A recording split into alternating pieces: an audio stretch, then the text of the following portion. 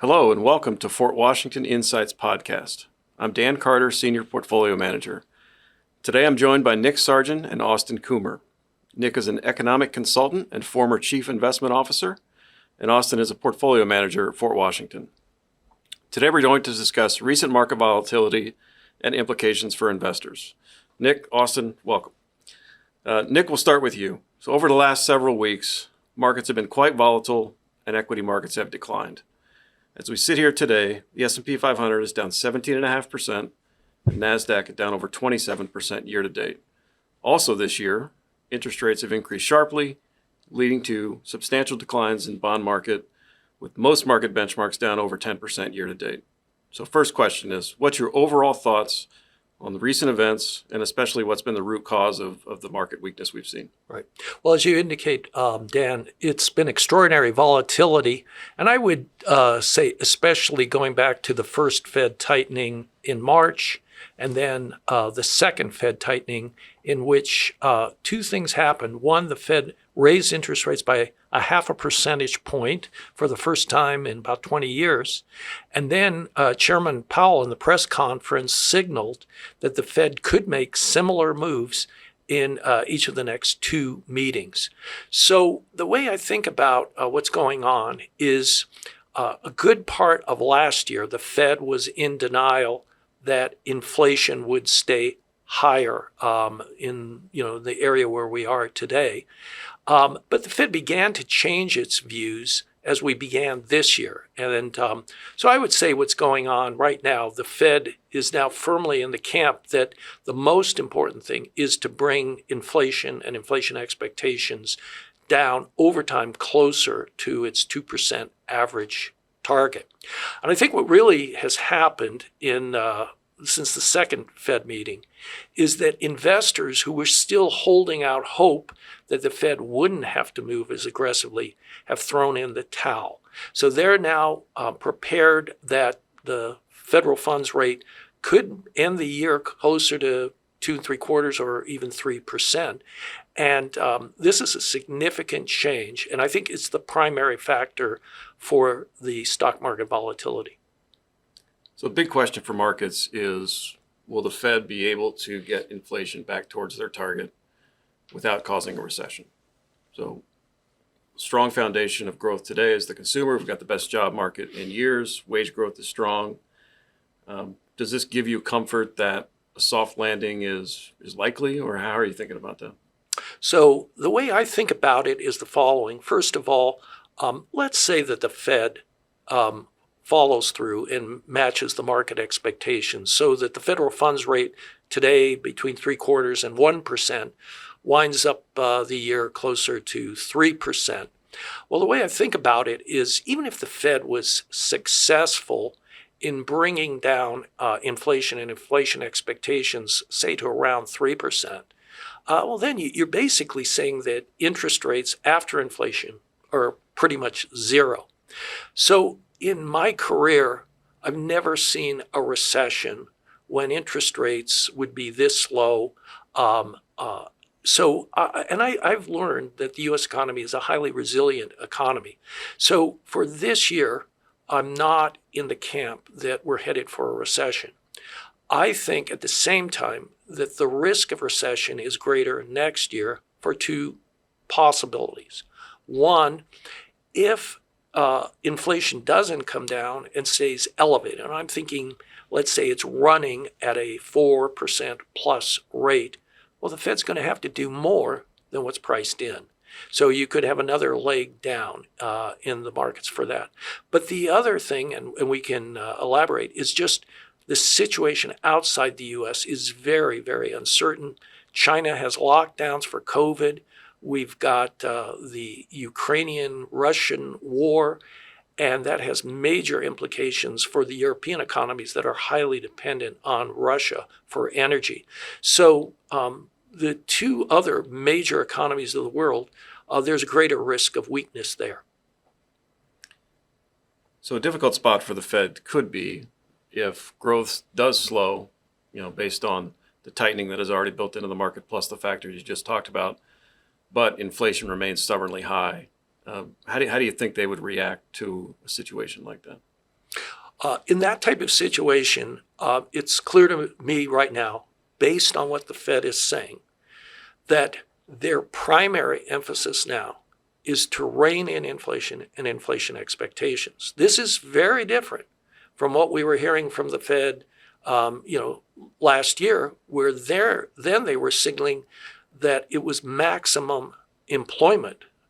So jobs was the most important. But what they're clearly saying is, as you've alluded to, jobs situation is pretty tight. It's very strong. Inflation is far from what they're targeting. So if they realize next year that they haven't won that inflationary battle, but the economy's softening, I still think that they would proceed by further tightening. Now, at some point, if we did get closer to signs of recession, that's when they'd back off. A lot of the increase in inflation over the past year or two, really since COVID, has been in some of the non-core components, say food and energy, and the food situation has been exacerbated by the crisis in Ukraine. But core inflation has run at a slightly lower rate, but still elevated. So when you think about inflation and the Fed and what's important to them and how markets may react, is core inflation what we should look at, or should we also consider headline inflation? Good question. My answer is both, and I'll explain. I think for investors that are attuned to how the Fed sets policy, it's quite clear that most investors, the reason that they had a more benign view of inflation was that they were looking at core, and they thought that would be what the Fed focused on. And so today, if you look at inflation expectations priced into the bond market for core, it's in a reasonable zone. It's not extreme. On the other hand, when I look at inflation expectations from consumer surveys, and one of my favorite being the New York Fed survey of households, there it's higher. They're saying inflation is going to average ballpark 4% over the next 3 years. But these are people that go to the supermarket. These are people that buy gas. And they're saying, wait a minute, this is impacting my real take-home pay. And so their expectations are higher. And when we get then, Dan, into tight labor market wage negotiations, we're not debating core, we're debating headline. Yeah. So Dan and Austin, I guess the question that I'd have for both of you is, given this type of environment, let's start, Dan, first. What do you do in the bond market today to cope with this environment? Yeah. So I address this maybe a couple different ways. First is, interest rates. I think the implications for rates are a little less clear now than they were maybe at the beginning of this year. You have a couple competing factors. First, upside risk from rates. Clearly inflation is running above target, core inflation over 4%. The Fed is actively raising interest rates, expected to continue to do so that will put upward pressure on rates. But at the same time, we have concerns over how those interest rate increases will slow the economy into next year. And then more recently, we've seen inflation expectations in the market decline based on the TIPS market. And so that can give you some comfort that the market is still confident that the Fed is going to be able to get inflation back down towards target. So those two things can perhaps cap the move up in interest rates. So I think the risks are more balanced here in terms of rates. For investors, we still think bonds have an important place in portfolios. If you look at the yield of the market today, it's the highest it's been in the past 10 years. This year you've had declines, but there was no yield to offset the price declines that you've had from rising interest rates. So from here, a lot of portfolios are yielding 4+%. So that does give you some cushion in the event there's further volatility. Income can offset some of the price fluctuations. So we think bonds from here, definitely play an important role in portfolios. We think the return profile is pretty decent here going forward. And within portfolios, we're still favoring investment-grade corporate bonds and certain areas of the securitized market in portfolios. Thanks. So Austin, the big question people ask me is, with NASDAQ, we're in bear territory, off well more than 20%. With the S&P, you're knocking on the door. So given how big the sell-off already has been, what do you tell people that you're doing today? Yeah, obviously a good question there.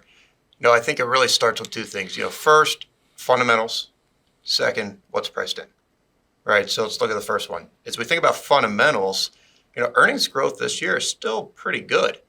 You look at first quarter earnings for the S&P 500, beating expectations by about 6%. So that's going to be high single-digit earnings growth for 2022 for the market. The one thing we are seeing, though, is guidance is on the weaker end for this quarter, right? So you're seeing some revisions downward in terms of earnings expectations. Also, if we look at small cap market are even better. Those earnings are beating expectations by about 8% this quarter. And their guidance is a little bit more upbeat, right? So when you have a sector that's a little bit more sensitive to economic outlook and small caps, they're actually looking pretty good here. So in a nutshell, we think fundamentals, they're okay. No reason for extreme concern at this point. So then we ask ourselves, what's being priced in? As you mentioned, S&P 500 is knocking on the door of a bear market, down 18.5% from its 52-week high. If we think about historical recessions, the average return for the S&P 500, down 33%, right? So we're more than halfway there. Call it, we're pricing in more than a 50% chance of a recession. But absent a recession, we think valuations are actually compelling here. Equity risk premium, near the cheapest it's been in a couple decades. Even the PE ratio, price to earnings, is approaching median values. So as long as we don't get that huge decline in earnings, say 15 to 20%, which you typically see in a recession, valuations are actually pretty compelling at these levels. The key thing everybody's talking about, everybody's debating, the impact of valuations from higher interest rates. Dan talked about higher interest rates. Nick, you talked about rising inflation, the Fed moving. That's going to change discount rates for future cash flows for equities, right? So how has that impacted valuations? Well, a lot of that's already priced in. The NASDAQ was down, as you said, over 27% from its highs. You look at discount rates and what's implied, it's up 2% from where it was last year. We're actually approaching median levels for discount rates. So a lot of that has been priced in. Just as a framework, we think a 50 basis point rise in the discount rate or real yield results in about a 10% decline in equity prices. So a little bit of a sensitivity there to give you a flavor for that. So the real question is now, how are we positioning portfolios? With all that being said, we think a balanced approach makes sense here, right? Really focus on upgrading quality and valuation. On one hand, you have growth stocks that are very sensitive to rises in interest rates. But as we said, we've seen a large decline in valuations there. On the flip side, you have staples that investors have been piling into. So you got very expensive valuations there in more defensive sectors. So we're seeing value in both of those and owning some staples, healthcare, energy for some downside protection, but then also owning tech and growth in your portfolio as a little bit of a balance there, especially as valuations have come down a bit. So again, just as we look at it, within equity portfolios, maintain that balanced approach. Look for opportunities to upgrade quality, upgrade valuation, but also look forward to, if we get more clarity on the risks that you discuss, where can we start adding value into the portfolio to gain some upside if we do come out of this bear market? Thanks very much. Okay, I think we'll leave it there. I want to thank Nick and Austin for their time, and thanks for listening. And please remember to visit the Insights section at fortwashington.com for this podcast and other market thoughts.